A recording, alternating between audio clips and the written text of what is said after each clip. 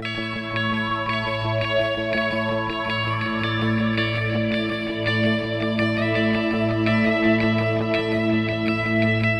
llegado al último día de formación y quisiera darle la más cordial bienvenida a todos aquellos que nos han acompañado durante la semana, con unas palabras de San Juan Crisóstomo, a saber: te invocamos, te rogamos y te suplicamos, manda tu Santo Espíritu sobre nosotros, Señor.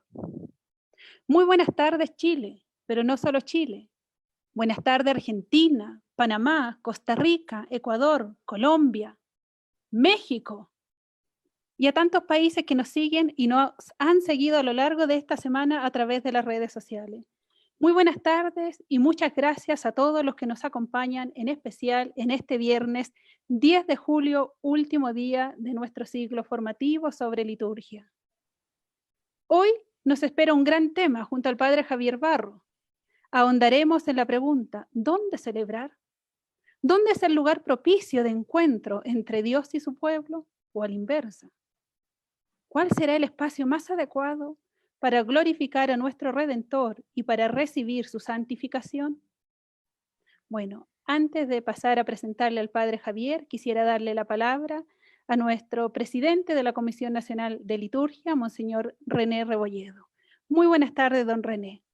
Buenas tardes, hermana. Muchas gracias por esta posibilidad de dirigir un breve saludo a todas las hermanas y hermanos que se han sumado de corazón a esta Jornada Nacional de Liturgia 2020, que, como usted bien lo ha expresado, con participación de tantos hermanos de otros países.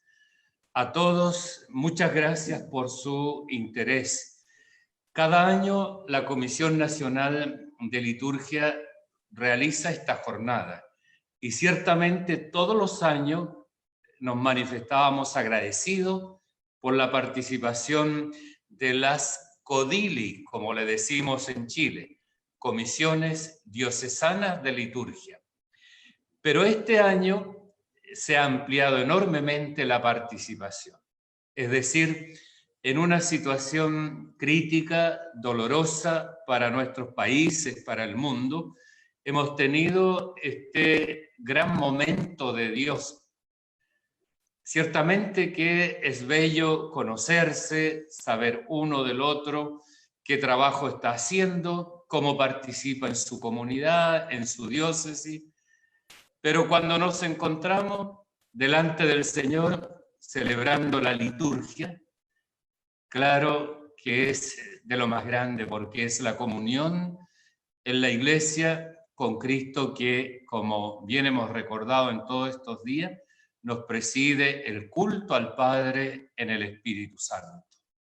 Y así, si bien separados físicamente, si bien cada uno en lo suyo, en sus países, en las ciudades, sin embargo, en la comunión de la Iglesia, siempre próximo, siempre cercano. La comunión en la Iglesia supera toda frontera. Por eso, gracias por su gran cordialidad en seguir estas sesiones, por su interés. Gracias por participar con tanto entusiasmo. Nunca en la historia de la jornada habíamos tenido una participación diaria de sobre 800 personas. Por eso quisiera hacerles una invitación para que mañana, cuando celebremos la Eucaristía, o el domingo, nos recordemos mutuamente en un pensamiento, en el corazón, y le demos gracias a Dios por este bien enorme. Siempre decimos que el mal se difunde, y se difunde bastante bien, pero el bien también se difunde. Y entonces yo quisiera invitar a cada uno de ustedes que compartamos con 3, 4, 5 personas o más, cada uno sabrá lo que hemos vivido en estos días. Que el bien se difunda y que al finalizar hoy estas sesiones, digamos qué maravilla haber recordado, haber vuelto a pensar, aprender cosas nuevas que sin duda nos serán de tanta utilidad para celebrar bien lo más grande que tenemos en este mundo, el culto a la Santa Trinidad en la comunión de los hermanos en la iglesia.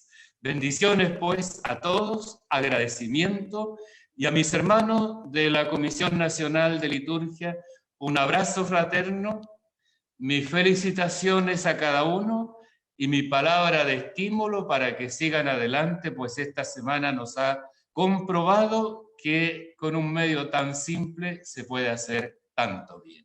Que Dios los bendiga a todos. Muchas gracias, don René. Ahora quisiera darle la palabra a nuestro director de la Comisión Nacional de Liturgia, el padre Osvaldo Fernández de Castro, ya que él se tiene que retirar un poquito antes de que terminemos nuestro encuentro. Bienvenidos, padre Osvaldo. Muy buenas tardes. Muchas gracias, buenas tardes a todos. Simplemente quería sumarme a los saludos de Monseñor René Rebolledo. Saludo a todos los que han podido participar de muchas partes del mundo y de todos los rincones de nuestro país. Qué lindo cómo la liturgia nos une. Yo pienso en este tiempo hemos sido muy iglesia, a pesar de estar encerrados, muchos de nosotros, muy iglesia a través de la liturgia, a través de la caridad, que son los dos pulmones fundamentales de nuestra experiencia cristiana. Así que a seguir fortaleciendo eso. Yo quería solamente agradecerle a nuestros expositores que nos han acompañado en esta semana, agradecerle su tiempo, su dedicación, el amor con que enseñan la liturgia también, y agradecerte a ti también, hermana Lidia, que desde lejos ha estado tan presente con nosotros, ¿cierto? Hace algunos años que ya estás fuera, pero la verdad es que siempre te tenemos con nosotros en nuestra Comisión Nacional de Liturgia y también en nuestra actividad. Así que sea un gran día el de hoy. Te dejo para que nos pueda presentar al expositor de hoy. Muchas gracias, padre Osvaldo. Bueno, les decía que quien nos acompañará es el padre Javier. Javier Barros Bascuñán es sacerdote de la Diócesis de Santiago, es académico de la Universidad Católica, especialista en teología litúrgica. Actualmente es párroco en la parroquia de la Santa Cruz de Ñuñoa y en la parroquia San Francisco de Sales de Providencia. Y como si fuera poco, tiene la dirección ejecutiva del Instituto Pastoral Apóstol Santiago, más conocido como IMPAS. Además, forma parte activa de la Comisión Nacional de Liturgia, de la Conferencia Episcopal y de la Asociación Chilena de Liturgistas. Muy bienvenido, padre Javier. Somos todo oído para usted. Muchas gracias, hermana Lidia. Una alegría saludarte, saludar a todos y a todas las personas que nos escuchan, y sobre todo con mucha alegría porque son tantas las personas que están siguiendo este curso de formación. Así que agradecer tu palabra, agradecer también que haya yo sido invitado a compartir aquí una reflexión hoy día, y me voy a permitir corregirte una cosa de todas las que has dicho. Perdón, hermana Lidia, porque ya no soy director del Instituto Apóstol Santiago, soy director de la carrera de Pedagogía en Religión de la Universidad Católica. Así que también aprovecho saludar ahí y dar a conocer la carrera. La Universidad Católica tiene una carrera para todas las personas que quieran ser profesores de religión. Así que a lo mejor tu error fue bien bueno porque así me dio la oportunidad de... Un error propicio. Compartir esta carrera tan importante para la evangelización en Chile. Bueno, vamos a hablar hoy día del lugar sagrado, el lugar propicio para la liturgia. Y yo pensaba, hermana, y todos los que nos escuchan, dividir en dos partes esta reflexión. Primero va a ser una parte teológica. Queremos ir a los fundamentos de la importancia, por qué es importante el espacio litúrgico. Esa va a ser como la primera pregunta. ¿Dónde vamos a ir a buscar al Señor? ¿Cuál es el espacio propicio para encontrarnos con Él? ¿Cómo debe ser este espacio litúrgico? Entonces, esta primera parte puede ser 10, 15 minutos sobre la teología del espacio sagrado. Y después, la segunda parte, y al final de la primera, podemos recoger preguntas, observaciones, las personas que quieran, ahí tienen su manera de hacerlo, y ahí podemos responder entre todos en el panel, porque es un tema muy, muy amplio. Y la segunda parte, explicar algunos lugares sagrados que son muy importantes, explicarlo desde la teología. ¿Te parece bien, hermana, si lo hacemos así? Perfecto, padre. Bien, vamos entonces a compartir pantalla y espero que estén todos viendo es lo que yo estoy viendo, ¿no? Que es el título de esta presentación. ¿Dónde celebrar? Hay que recordar que estas preguntas que han articulado esta semana son preguntas que vienen en el catecismo de la Iglesia de una manera muy pedagógica. Ayer con el padre Cristian, ¿cuándo celebrar? ¿Qué celebrar? Son preguntas muy importantes y aprovecho de ya decir que un texto estupendo para estudiar la liturgia es el catecismo de la Iglesia. No lo olvidemos, gracias a Dios también está en la web. Y el capítulo de la celebración es una joya. Es realmente precioso. Vale la pena tomarlo, leerlo, releerlo muchas veces. Vamos a plantearnos entonces en esta primera parte, ¿es realmente importante el lugar sagrado? Es una importante pregunta, es muy relevante.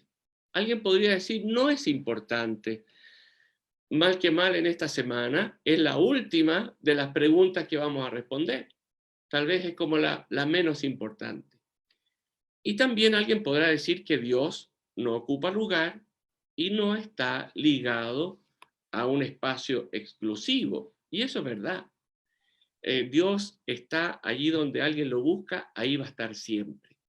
Entonces, la pregunta sigue siendo muy relevante. Si Dios está en todas partes, entonces, ¿por qué tenemos lugares especiales para celebrar? Yo diría que en primer lugar, esa pregunta se responde diciendo desde el corazón. Yo mismo me pregunto, todos nos preguntamos, ¿dónde puedo encontrar al Señor? Y es un adverbio de lugar. ¿Dónde?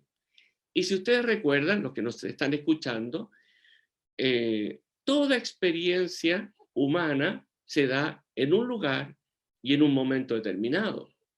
Por lo tanto, el lugar es importante. Vamos a ir ahora a la Sagrada Escritura, a la Biblia, que es siempre la fuente de nuestra reflexión. Allí ustedes van a conocer, ya han conocido, lo han leído muchas veces, ese episodio tan bonito y tan significativo cuando Jacob va de camino, le pilla la noche, duerme, se prepara una piedra y la usa como almohada y tiene ese sueño tan significativo, ese sueño en que hay una escalera donde suben y bajan los ángeles. Bueno, allí luego Jacob se despierta y él se da cuenta que ha tenido una experiencia muy profunda de Dios y dice, qué terrible es este lugar, qué terrible. Aquí estaba Dios y yo no lo sabía. Y en ese momento toma la piedra, la unge, la consagra. ¿Y por qué lo hace? Porque esa piedra, a través de ese rito, va a convertirse en un memorial. Qué importante esta palabra, en un recuerdo vivo de la experiencia que el patriarca tuvo en aquella ocasión. O sea, ¿es importante el lugar sagrado? Sí. ¿Por qué? Porque es un recuerdo, una memoria viva de la acción eficaz, potente de Dios. Hoy día puedo hacer un alcance contemporáneo. Hoy día está pasando en todo el mundo algo bien lamentable. Hay personas que con mucha violencia están derribando estatuas, y eso es muy lamentable porque es como no querer recordar nuestra historia. Y la memoria genera identidad. Cuando yo recuerdo, yo entonces respondo a mi pregunta, ¿quién soy yo? La iglesia tiene lugares que le van a recordar lo que nosotros somos. Por eso son tan importantes los lugares sagrados. Como resumen de esta primera pregunta, vamos a poner este párrafo. A lo mejor, hermana Lidia, si lo ves bien, tú lo puedes leer. El edificio religioso es siempre un memorial que revela lo divino, recordando, como la liturgia que la habita. El espacio sagrado restituye al hombre la plenitud de su propia historia. Ahí está entonces el resumen de esta primera pregunta. El lugar sagrado recuerda, en el sentido fuerte de la palabra, recordar, volver a pasar por el corazón con la fuerza del Espíritu Santo que nos recuerda la verdad de Jesucristo. Entonces es un memorial que nos permite entonces alcanzar la plenitud de nuestra propia identidad. Hoy día también se habla tanto de esa enfermedad tan triste que es el Alzheimer. Cuando una persona pierde la memoria, se olvida quién es. El espacio sagrado nos recuerda lo que nosotros somos. Vamos a pasar a la segunda pregunta entonces de este primer bloque, más bien teológico. ¿Dónde está el lugar sagrado de los cristianos? Todos nosotros sabemos que las religiones tienen unos lugares muy destacados. Por ejemplo, para nuestros hermanos mayores, así lo llamamos a los judíos, los hebreos, su lugar sagrado es Jerusalén. Ellos rezan mirando a Jerusalén y siempre, por lo menos una vez en la vida, van a Jerusalén. Es su lugar sagrado. El Islam también, ¿no es cierto?, tiene la Meca, allá van y se reúnen multitudes cuando es posible. Este año no lo pudieron hacer por la pandemia, pero ese es su lugar sagrado. Bueno, y nosotros los cristianos, ¿cuál es el lugar sagrado nuestro? Esa pregunta estaba también en labios de las personas que estaban viviendo en tiempos de Jesús. Y ustedes estarán recordando cómo una vez Jesús se encuentra con una samaritana allí en el brocal de un pozo, en ese caluroso lugar de Samaria, y entonces la mujer, que era de una facción del judaísmo, estaban enemistados, habla, dice: algunos dicen que hay que adorar al Señor en Jerusalén, nosotros decimos que en el otro monte, que es Corazín. Entonces, ¿qué dices tú? Y Jesús entonces dice algo muy importante. Dice que la verdadera adoración, aquella adoración en espíritu y en verdad, no es ni en ese monte ni en el otro. Entonces, ¿dónde es? Una vez Jesús está mirando el templo de Jerusalén, estaba muy enojado el Señor porque habían hecho del templo una cueva de ladrones, ¿se acuerdan ustedes? Bueno, pero él dice ahí: destruyan ese templo, destruyan este templo y yo lo voy a reconstruir en 3 días. El Evangelio de Juan es muy simbólico. Entonces, ¿qué está diciendo Jesús? El templo de los cristianos es Jesús. Ese es el lugar donde reside la plenitud de la divinidad.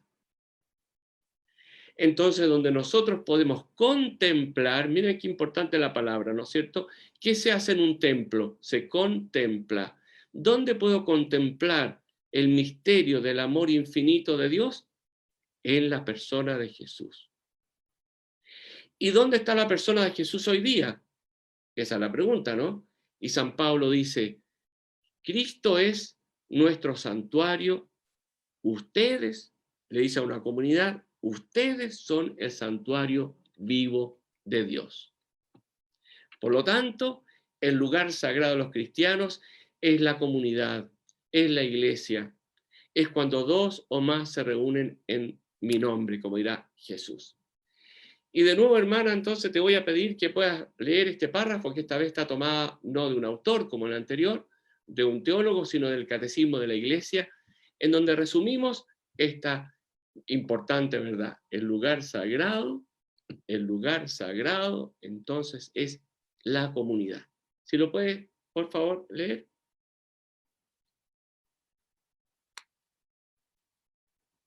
No se le oye, hermana. Ahí. Ahí sí. Cuando los fieles se reúnen en un mismo lugar, lo fundamental es que ellos son la piedra viva, son las piedras vivas, reunidas para la edificación de un edificio espiritual. El cuerpo de Cristo resucitado es el templo espiritual de donde brota la fuente de agua viva, incorporados a Cristo por el Espíritu Santo. Somos el templo de Dios vivo. Perfecto. Aquí, ¿no es cierto?, se va a lo esencial. El lugar sagrado es la comunidad. Nunca lo podemos olvidar, porque en la comunidad está Jesucristo, está el cuerpo vivo, y nosotros somos como las piedras vivas con esa imagen tan bonita de San Pedro. Vamos ahora a la tercera pregunta. Entonces, ¿para qué tenemos espacios sagrados? ¿Qué función cumplen? ¿Qué sentido tiene entonces que nosotros nos podamos reunir en un lugar dedicado especialmente para el oficio divino, para la Eucaristía, para los sacramentos? Y les voy a dar, pueden haber más, pero pueden haber 3 buenas razones para construir iglesias, para tenerlas en el barrio, en cada ciudad o en cada diócesis una catedral, etc. Lo primero es decir que los lugares sagrados los tenemos porque necesitamos un lugar. Mira qué evidente lo que voy a decir, pero es muy obvio, pero a veces se olvida. Es necesario para reunirnos, para hacer comunidad, porque necesitamos habitar en un espacio que es un espacio común. Por lo tanto, el lugar sagrado tiene como primera función evidente albergar la comunidad, donde se realice lo que nosotros somos, donde podamos evidenciar que somos familia, que somos hermanos, que realmente podamos reunirnos para cantar, adorar, bendecir al Señor. Dicho sea de paso, esto nos libera del individualismo, el de quedar creyendo que uno puede tener una relación personal individual solo con el Señor. El tener edificios donde podamos entrar todos nos libera entonces de ese individualismo, de ese egoísmo, ¿no? Y allí Dios nos pone en contacto con el otro, que es mi hermano. Esta puede ser la primera razón, pero no es la más importante. Hay una segunda razón, que es más importante que la otra, que necesitamos un lugar que sea apto para las celebraciones, donde realmente puedan hacerse las procesiones, donde realmente pueda haber un espacio para acoger en el atrio, por ejemplo, en la fachada, en la entrada de la iglesia, donde pueda haber un lugar para la oración, y no cualquier lugar tiene una disposición arquitectónica que me permita tener un espacio de intimidad para la oración, un espacio para la confesión, la sede de la penitencia, un lindo lugar para el baptisterio. Y entonces la segunda razón de esta pregunta, ¿para qué queremos nosotros un espacio? Es para que puedan desarrollarse los ritos. Pero todavía esa no es la principal de las razones. La principal es que el espacio sagrado, la capilla, la iglesia, la catedral, se ha convertido en un signo, en un sacramental. ¿De qué? De la comunidad, de la iglesia. Entonces el edificio está llamado a ser, podríamos decirle entre comillas, el autorretrato de lo que nosotros somos. ¿Y qué somos nosotros? Somos Cristo cabeza, Cristo cuerpo. Entonces nosotros tenemos la posibilidad, y eso es algo muy humano, cuando alguien va, si ustedes me invitan a una casa de ustedes, al llegar a la casa, entrando en la casa, ya conozco más de quién vive en la casa, porque uno va dejando recuerdos de uno en la casa. Eligió poner tal o cual fotografía, es la historia de la familia, hay una manera de vivir que queda como plasmada en la casa. La casa tiene un carácter, es como un autorretrato de cada familia. La iglesia es entonces un signo eficaz en el mundo, en la sociedad, de lo que nosotros somos. Pero ojo, lo que nosotros somos, pero no solamente en cuanto al cuerpo de Cristo, sin la cabeza, sino que también con Cristo. Por lo tanto, de una comunidad redimida, salvada, que va de camino a la plenitud, en donde existen, viven y se presiente la vida de los santos que nos alientan desde la eternidad a seguir el camino de la vida cristiana. Como resumen de esta tercera pregunta, hermana, de nuevo le pido si puede leer del Catecismo de la Iglesia. Los cristianos construyen edificios destinados al culto divino. Estas iglesias visibles no son simples lugares de reunión, sino que significan y manifiestan a la iglesia que vive en ese lugar, morada de Dios con los hombres reconciliados y unidos en Cristo.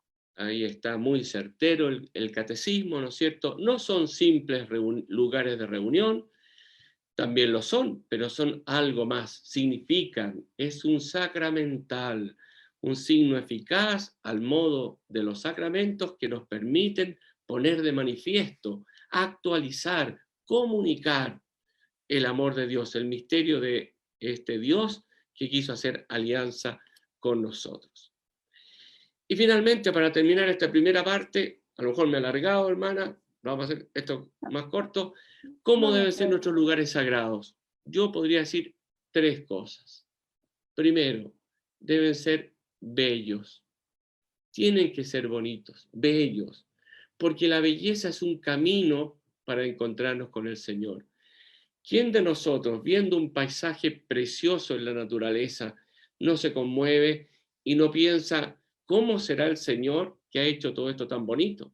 ¿No es cierto? Es un camino que Dios tiene para encontrarse con el ser humano. Y hacer cosas bellas también es un precioso don que uno puede hacerle al Señor. Por lo tanto, en primer lugar, que sean bellos. Segundo, que sean verdaderos, porque para nosotros los cristianos la belleza no es algo de modas, no es solamente de gustos que pueden ser tan distintos. En la época, en la historia, hay tantos estilos diferentes. Lo que nos interesa es que sea verdadero. ¿Y qué significa eso? Que exprese lo que somos de verdad, que exprese el amor de Dios. Y ahí viene la tercera cualidad, que sea sencillo, porque la verdad del cristianismo es el amor humilde, el amor fraterno, el de un Cristo que no quiso estar lejos, sino que se hizo uno de nosotros. Y por eso el concilio hablará de la noble sencillez, algo bello, noble, pero sencillo, humilde. Para terminar esta primera parte, también entonces un párrafo del catecismo. Hermana, de nuevo le pido, si usted lo puede leer. Esta casa de oración debe ser hermosa y apropiada para la oración y para las celebraciones sagradas. En esta casa de Dios, la verdad y la armonía de los signos que la constituyen deben manifestar a Cristo que está presente y actúa en este lugar. Muy bien, hermana, gracias. Aquí está entonces el resumen de esta última parte de la primera parte. Entonces ahora podemos a lo mejor recoger observaciones, aportes de los auditores, los que nos están viendo por los medios de comunicación. Mire, tenemos ya algunas preguntas, padre. Ya. La primera del padre Rodrigo Andrade. Dice, en este contexto de pandemia e iglesias cerradas, ¿cómo explicar y articular lo expresado sobre el lugar sagrado y esta comunidad que no se reúne físicamente? Bueno, yo creo que 2 cosas. En primero, alimentar el deseo de volver a nuestra capilla. Ojalá que tengamos la nostalgia que tenían los hebreos cuando estaban en el exilio. ¿Cómo cantar un cántico a Sion si estamos lejos, ¿no es cierto? ¿Cómo nos piden cantar? Esa nostalgia que es muy buena, no como una enfermedad, sino que como una añoranza, un deseo, y eso nos va a permitir valorar nuestro espacio sagrado. O sea, alimentar ese deseo. Y en segundo lugar, no olvidar que nuestro hogar, nuestra casa, también puede ser un lugar sagrado, porque yo lo puedo dedicar, lo puedo consagrar a mi oración personal, lo puedo embellecer, porque si la iglesia es un lugar sagrado, es para que el mundo entero pueda ser sagrado, de verdad. Y por eso las iglesias antiguas querían representar a todo el cosmos, el cielo con la cúpula, la tierra, porque es el mundo abrazado por el amor de Dios. De tal manera que yo diría esas dos maneras. Sebastián Rebeco pregunta: ¿la historia de la salvación, expresada simbólicamente en el edificio religioso, tendría una correspondencia con la comunidad reunida en nombre de Jesucristo? ¿Pero existe correspondencia simbólica entre el edificio religioso y el santuario vivo del cuerpo humano? Absolutamente. Justamente el símbolo de la iglesia en cuanto a edificio quiere representar lo que nosotros somos como comunidad, con una cabeza y un cuerpo. Entonces la ley de la correspondencia es nítida, debiese ser así. Ahí hay que pedirle a los arquitectos, a los artistas, que ojalá puedan plasmar de una manera bella eso que yo decía, el autorretrato, ¿no? Esta imagen de lo que nosotros somos, con sencillez, con imágenes, etcétera, y que está llamado a representar lo que nosotros somos, sí. Nunca desunir el espacio, nunca separar el espacio de lo que nosotros somos y queremos ser. Padre Javier, dos preguntas prácticas. Dice, ¿cómo promover o cómo enseñar espacios sagrados en este tiempo de pandemia? Y la otra es, ¿qué nos sugiere usted o qué nos recomienda para formarnos a nosotros que queremos, que construimos? Y a veces construimos cosas prácticas, pero no bellas.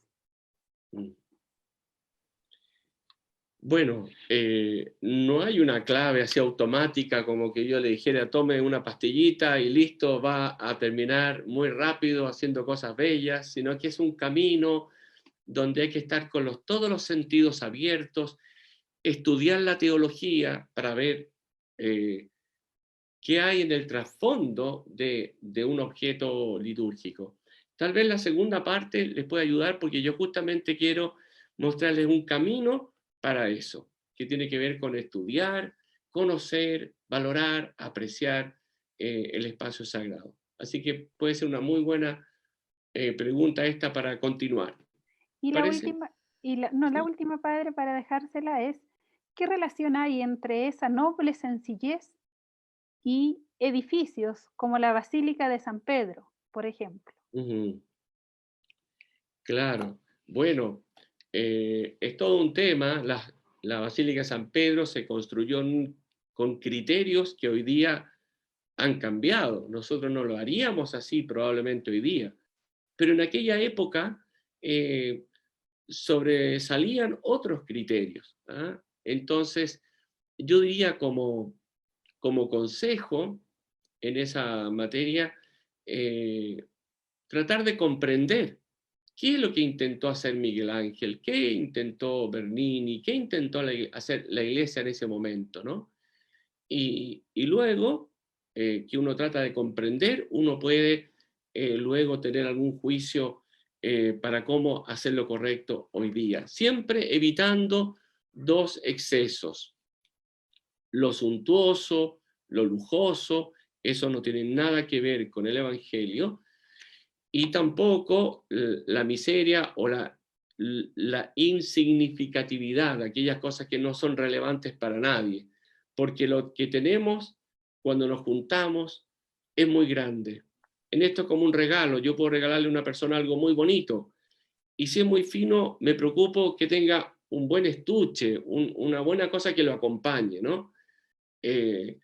Así también la iglesia debe ser algo que realmente exprese la grandeza de lo que estamos celebrando al interior del espacio. Bueno, padre, continuamos entonces con su segunda parte y dejamos después para después las preguntas que siguen. Perfecto. Signos litúrgicos. ¿Qué quiero hacer aquí ahora? Muy rápido, porque yo creo que hay muchas preguntas, parece, y además podemos responder a preguntas que tengan que ver con el resto de la semana, de lo que ha ido madurándose también y reflexionándose durante estos días.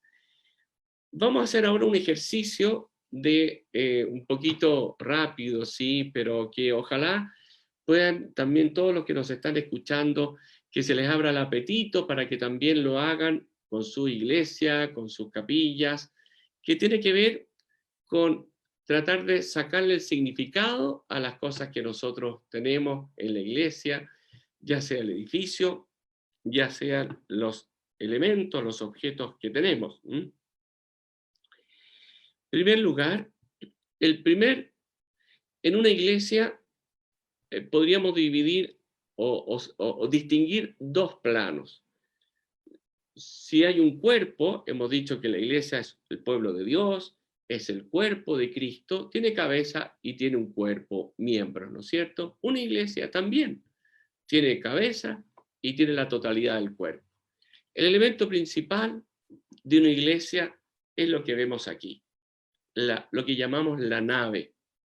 Es una palabra que tiene que ver con el navío, ¿no? En la iglesia es como un barco, un barquito, como esas chalupas sobre las que se subía el Señor y navegaban en el lago allí de Galilea. Pues bien, es el espacio principal de una iglesia y que para la pastoral litúrgica es muy importante cuidar ese espacio. Tiene que favorecer la unión, tiene que favorecer el que somos hermanos. Fíjese lo importante que es la nave, porque desde la nave nacen todos los ministerios de la iglesia.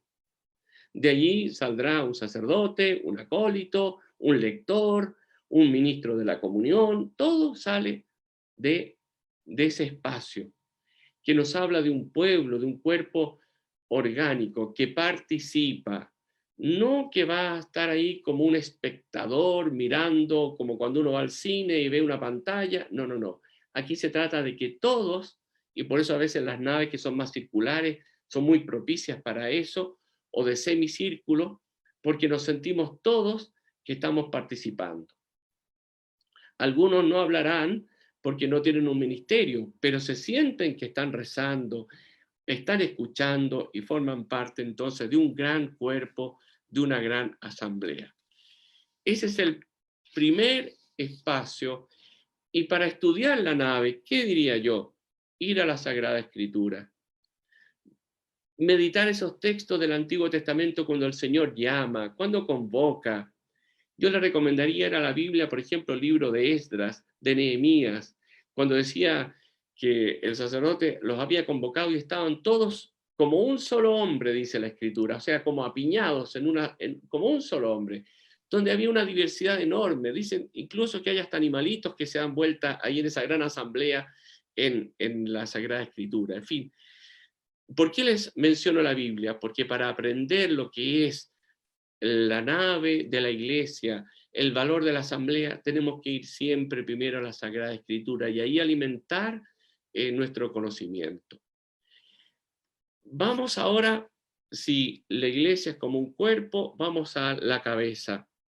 Pero antes, esta párrafo, hermana, que le pido también que lo pueda leer en voz alta, como resumen de lo que, de alguna manera, la importancia que tiene esta nave, este espacio principal de la iglesia.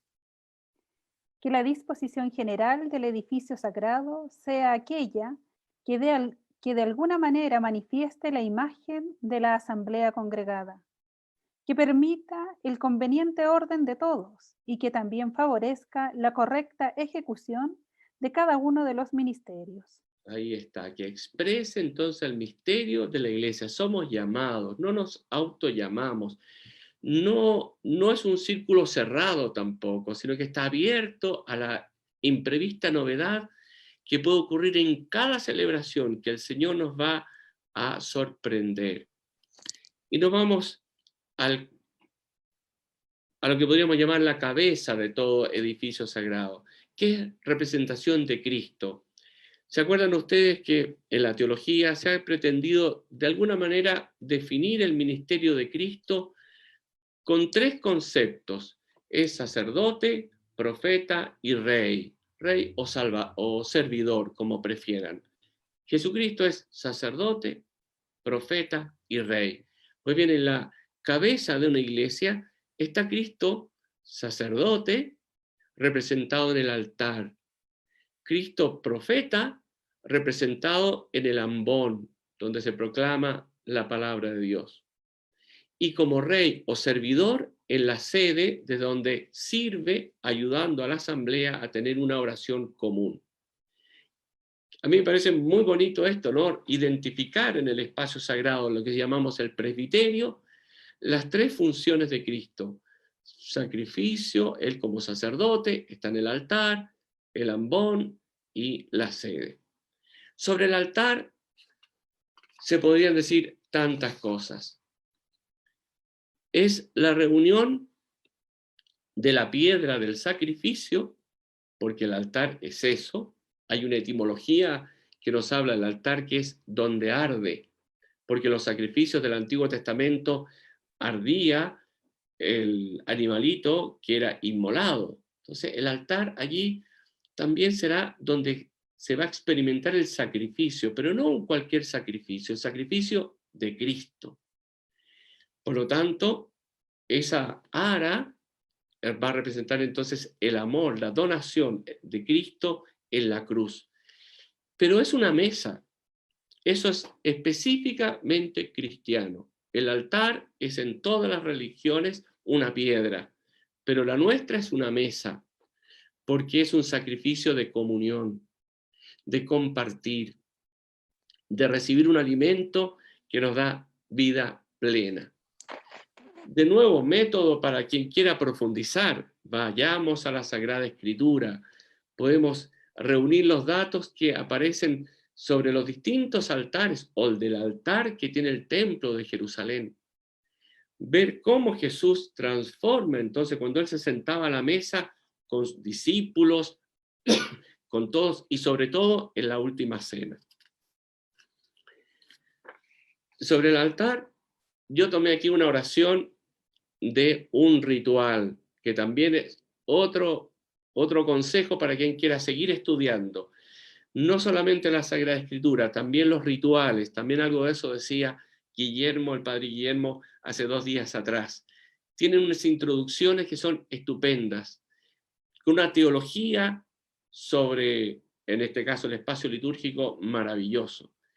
Y para el espacio litúrgico yo les recomiendo el bendicional, porque allí donde aparecen las bendiciones del altar, del ambón, del altar no, aparece en otro libro, pero del ambón, de la sede, de distintos objetos litúrgicos. Los textos bíblicos, las oraciones que trae, están como chorreando mucha teología. Y ahí uno va descubriendo entonces el sentido que tienen las cosas. Como en esta presentación no vamos a ver todos los signos y objetos, entonces yo les digo, vayan al bendicional. Este libro, aquí lo tengo, lo tiene su diácono, el sacerdote en su parroquia, no sé si estará en internet, y entonces indagar por ahí. ¿Y qué nos dice el pontifical romano? Que es otro ritual de la iglesia sobre el altar. Miren qué bonito lo que expresa aquí este texto, hermana. Esta piedra labrada sea para nosotros un símbolo de Cristo, de cuyo costado herido brotó sangre y agua, fuente de los sacramentos de la Iglesia. Sea la mesa festiva a la que acuden felices los invitados de Cristo, para que, descargados en ti sus afanes y fatigas, reciban nuevo vigor espiritual para reemprender el camino. Sea el lugar de íntima comunión y paz contigo, para que los que se alimentan con el cuerpo y la sangre de tu Hijo, penetrados por su espíritu, crezcan en tu amor. Qué bonita oración, ¿no es cierto? Es la oración que se usa para bendecir, para consagrar el altar, que es de piedra, cuando es sólido, porque Cristo es la piedra, por eso tiene que ser verdadero nuestro signo. Símbolo de Cristo, por eso se le besa. se le inciensa, en fin, representa a Jesucristo en su máximo acto de amor y de entrega. Vamos a tener que ir muy rápido, hermana, porque ya se nos está acabando el tiempo. El Así es. ambón, un lugar exclusivo para la palabra de Dios. Allí también hay una presencia de Cristo, representa a Cristo. Resulta que muchas veces las imágenes del ambón que los artistas han cultivado recuerdan el sepulcro abierto de Jesús resucitado, donde es la primera vez que se pudo haber cantado aleluya, porque Jesús estaba resucitado. Eso es lo importante de un ambón, que representa entonces el ámbito donde Cristo está allí proclamando su mensaje, su evangelio. Es la mesa del Señor donde podemos comulgar en tiempo de pandemia, que no podemos recibir la Sagrada Comunión.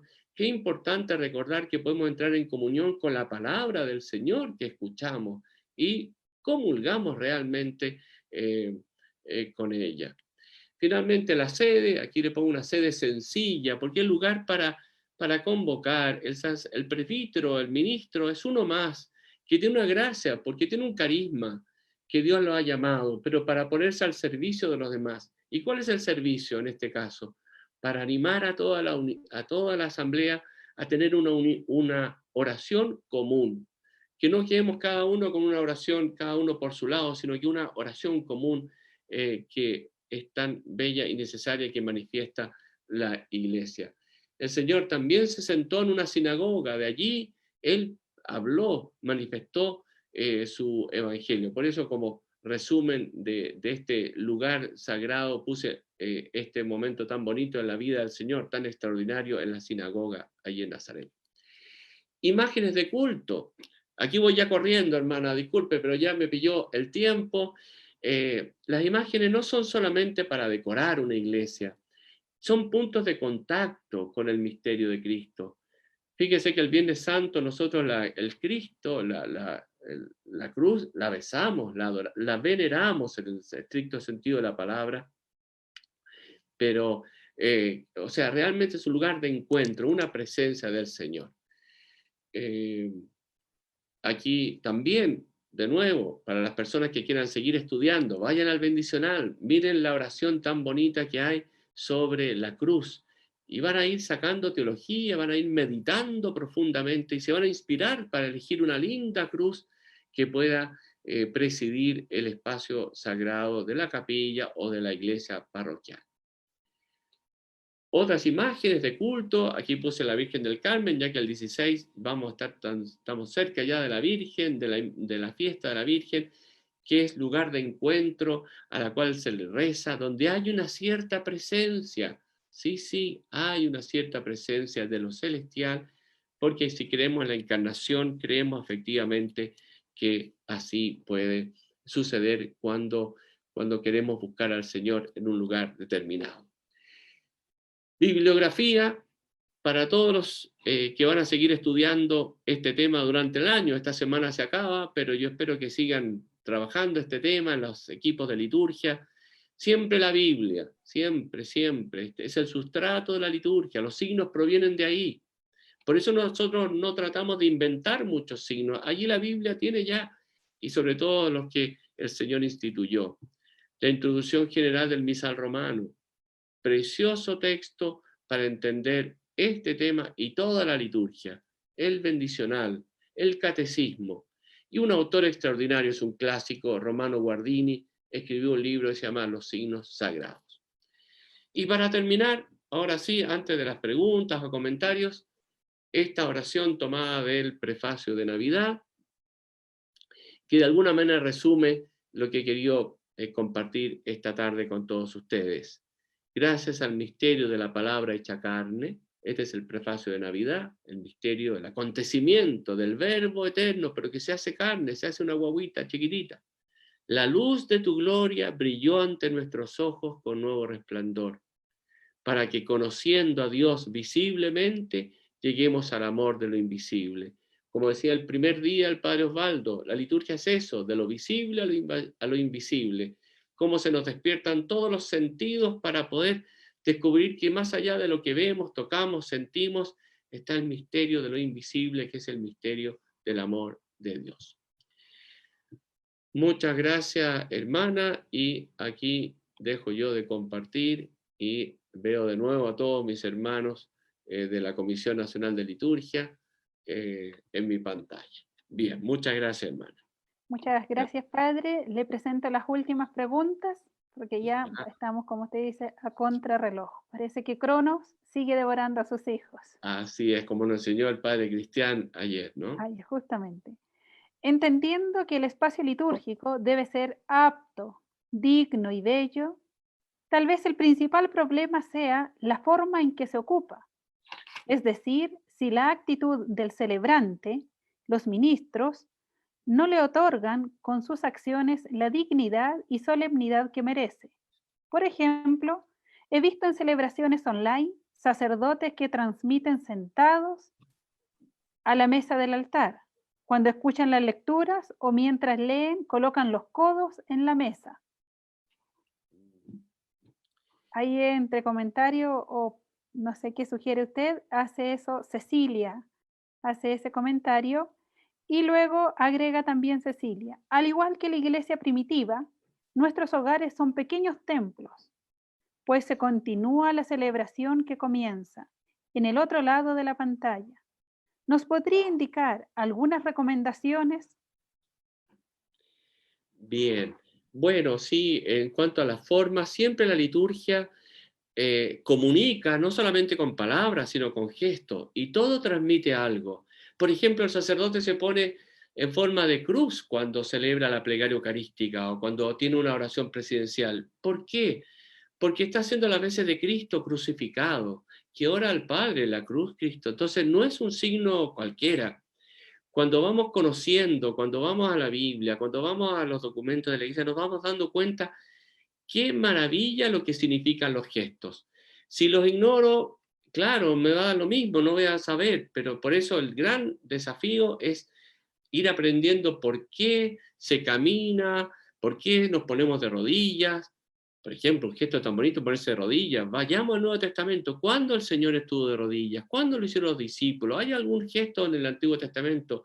O el ciego que estaba ahí, el inválido, en fin. Eso le va a dar contenido, porque si hay algo triste es que los signos sean vacíos, se hagan las cosas automáticamente. Es muy importante que les demos sentido. Y bueno, en la casa, tener la casa bonita, yo creo que cuando uno tiene la iglesia bonita, a todos los parroquianos les da gusto tener bonita su casa, le da ánimo para eso. Y cuando estamos viendo la misa por televisión, bueno, generar un espacio especial, que se sienta que se cruzó un umbral invisible entre lo cotidiano y lo extraordinario. Eso es cosa de decidirlo y pedirlo al Señor. María Estrella Arias pregunta, dice, padre, ¿qué debe haber sobre el altar cuando se celebra la Eucaristía? ¿En algunos solo la cruz o otras muchas cosas más? Bueno, muy buena pregunta. Es sobre el altar, que siempre tiene que estar con el mantel, porque es la mesa del banquete. En el altar, en la primera parte de la misa, no debiera haber nada, prácticamente nada. El altar se besa, ahí están los cirios, si es posible, las flores, si corresponde, pero nada más. O el evangeliario, para que se toma después para llevarlo al ambón. El único momento importante en la primera parte de la misa con respecto al altar es cuando se besa. Y nada más. Después toda la luz, el foco está en la sede y en el ambón. Solamente el altar comienza a tener importancia visible y allí es donde se pone solamente lo que sirve para la Eucaristía. En la liturgia de los dones, allí se pone el misal, se ponen los dones y ojalá sacar todo lo que sobra, todo, y poner lo esencial, aquello que realmente expresa que ahí es Cristo. Algunos sacerdotes, a veces la capilla es muy chiquitita y parten la misa en el altar, continúan la misa en el altar y terminan la misa en el altar. A veces eso es porque la capilla es muy chiquitita, pero no debiera ser así. Se besa el altar y ahí el ministro va a la sede, porque no está haciendo todavía la plegaria eucarística. y entonces una manera de darle relieve también a la celebración. No sé si he respondido, ojalá. Sí, sí, padre, muchas gracias. A lo menos a mí sí, no sé si a María que estaba preguntando. Quisiera darle la palabra al padre Gonzalo, que por ahí tiene una pregunta en el panel. Muy bien. Agradecer a Javier la realmente bella intervención. Tengo una consulta, ¿cómo orientarnos? Al final algo acaba de decir, a veces no tenemos, o la comunidad no tiene una mesa, o no tiene un ambón, o la capilla no tiene, por temas económicos o históricos, no lo sé, no tiene lo ideal para celebrar. ¿Qué, cómo orientarías tú a esa comunidad que tiene lo sencillo, lo básico? Eso es lo primero, ¿ah? ¿Cómo orientarías tú eso? Y lo otro es una opinión, y qué piensas tú, o qué criterio nos daría a los sacerdotes, que a veces ha entrado la moda de, por ejemplo, hacer un trekking a la montaña y celebrar la misa allí. Ir a la costa y, claro, el paisaje de la costa es precioso y celebrar la misa en una roca de la costa. O inclusive nos tocó a veces, para mi pensamiento, un poco confusión, pero que pensamos que estuvo todo el estallido social y que el modo de que la iglesia tenía que estar presente allí en el mitad del estallido era celebrando los sacramentos.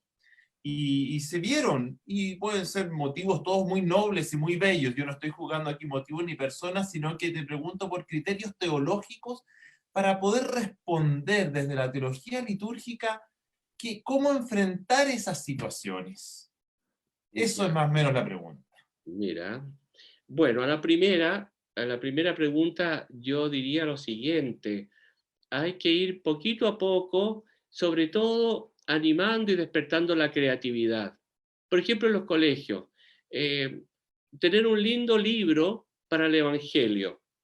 Yo creo que un buen profesor de religión o la pastoral con niños podría ser una linda etapa, a lo mejor con una artesanía sencilla, que los mismos niños van haciendo, o los jóvenes, o sea, aquí no es sinónimo de lujo, sino de que la cosa bien hecha, con cariño, y lo mejor posible, ¿no? No es necesario lujo, y no queremos lujo, pero sí queremos nobleza. Y creo que perfectamente se puede, admirando las cosas bellas, ¿no? Admirándolas. Y eso nos da ideas para realmente poder hacer con nuestros medios, con nuestra propia cultura, porque lo que es lindo para una persona puede ser, o una comunidad puede ser muy distinta para otra, pero que realmente se note eso. A ver, y con la segunda pregunta, efectivamente, por ejemplo, ir a celebrar la misa en la cumbre de una montaña puede ser muy bonito, y la pedagogía de los scouts, por ejemplo, se puede hacer, ¿no? Nadie dice que no se puede hacer. Pero ¿dónde es más expresivo celebrar la Eucaristía? En un espacio que exprese, por de pronto, que sea idóneo, adecuado, que no se vuelan las páginas porque viene el viento en la montaña, ¿no?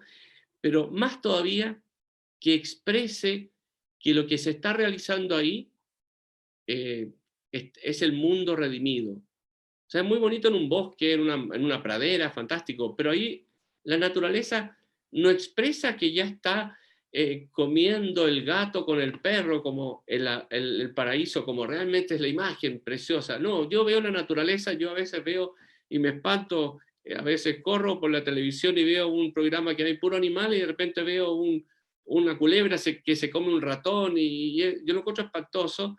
Perdón el ejemplo tan personal, pero yo digo, aquí llegará el momento en que no sé cómo, pero en que habrá toda una paz y una armonía. La iglesia quiere ser presente sensiblemente, que ya estamos acercándonos a esa paz mesiánica, en donde todo el pueblo de Dios ya purificado se pueda reunir. Por eso los íconos, las imágenes de los santos, la acogida.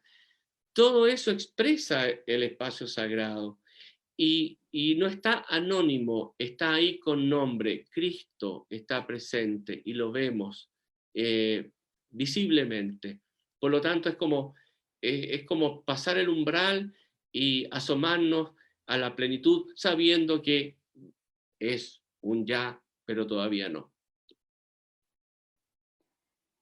Le doy la palabra a Jaime, que tiene también una intervención y sería la última para luego ir concluyendo nuestro último día de formación sobre la celebración litúrgica.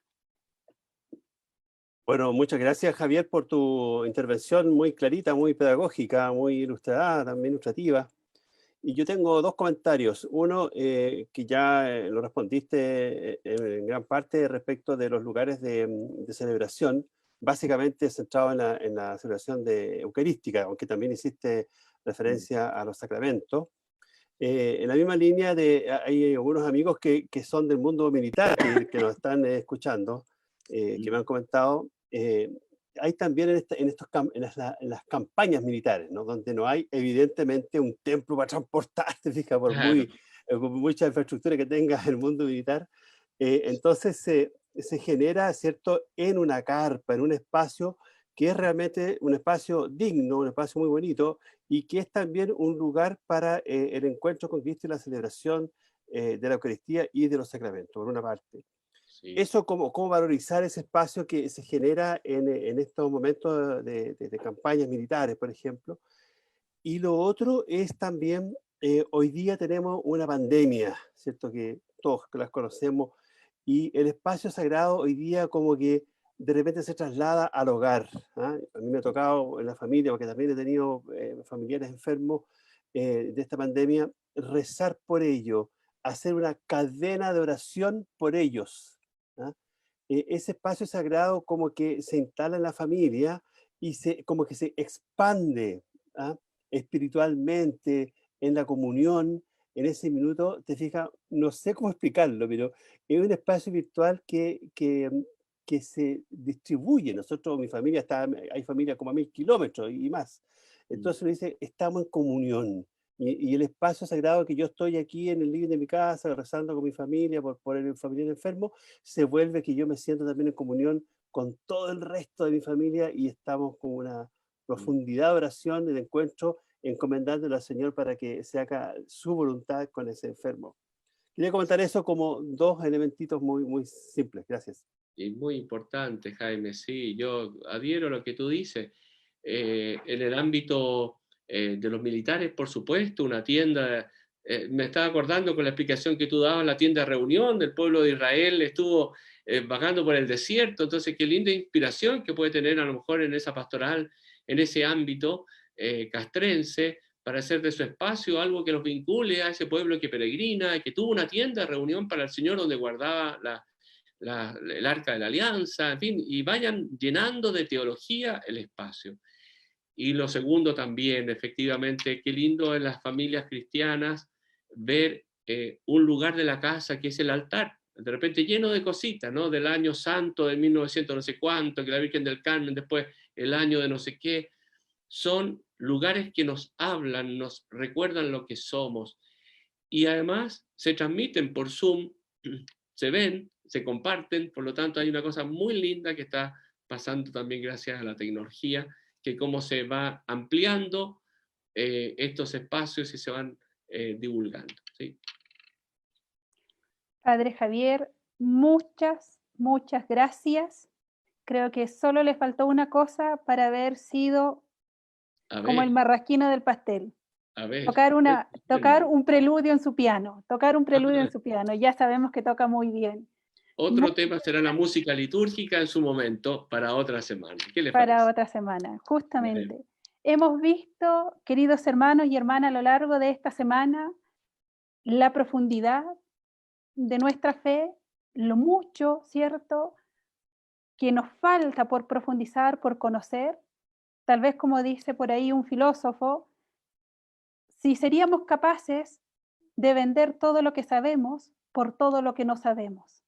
Y yo creo que todos nosotros sí seríamos capaces de vender lo que sabemos porque es mucho más lo que desconocemos. Conocemos la profundidad, la anchura y la longitud de nuestra fe. Y es tarea perenne de seguir profundizando. La Comisión Nacional ha querido dar ahora una pequeña muestra, un pequeño botón de formación. Esperamos dejarle el deseo, el anhelo abierto para que ustedes sigan profundizando. El Padre Javier ahí nos entregaba bibliografía, en primer lugar la Biblia, que en todas nuestras casas está, y si no, la tenemos en internet. Y todos nuestros panelistas a lo largo de la semana nos fueron entregando distintas herramientas donde podemos seguir profundizando. A veces no esperemos que otros nos den, seamos autodidactas, busquemos nosotros y profundicemos nosotros, ¿cierto?, en nuestra fe para poder dar razón de ella. Muchas gracias a todos. Yo de un modo especial agradezco que me hayan invitado a ser parte de esto. Estoy lejos de ustedes, pero no en el corazón. Y el corazón no tiene distancia, así que ustedes aquí muy dentro, me encomiendo a sus oraciones. Agradecerle a todos los que nos acompañaron y le doy la palabra a Monseñor René Rebolledo para que nos dé la bendición y podamos seguir entonces trabajando y profundizando en nuestra fe, que finalmente eso es lo que celebramos, lo que nos congregamos para animarnos y crecer en ella también. De nuevo, muchas gracias, hermana. Gracias, Padre Javier. Gracias a todos los panelistas de esta semana y gracias a todas las hermanas y hermanos que han tomado parte de esta hermosa semana de formación en la liturgia. Que Dios los bendiga a todos y no me canso de decirles que participen de la belleza de esto a sus familiares, a sus amigos, a sus grupos de Codili, a sus grupos pastorales. Podemos participarles en la belleza que hemos vivido en esta semana. Pidamos pues al Señor Dios que nos acompañe con su gracia, con su bendición. Siempre estamos en las manos de Dios nuestro Padre, Jesucristo nuestro hermano. El Espíritu nos fortalece para la misión. La paz del Señor esté con ustedes. Y con tu espíritu. Y la bendición de Dios Todopoderoso y Eterno, Padre, Hijo y Espíritu Santo, descienda sobre ustedes y sus familias, comunidades, y los acompañe siempre. Amén. Y le pedimos a la Santísima Virgen, Nuestra Señora del Carmen, vamos a celebrarla esta semana. Le pedimos a ella que siempre nos acompañe en el camino de nuestra Virgen del Carmen, ruega por nosotros. Gracias y bendiciones a todos.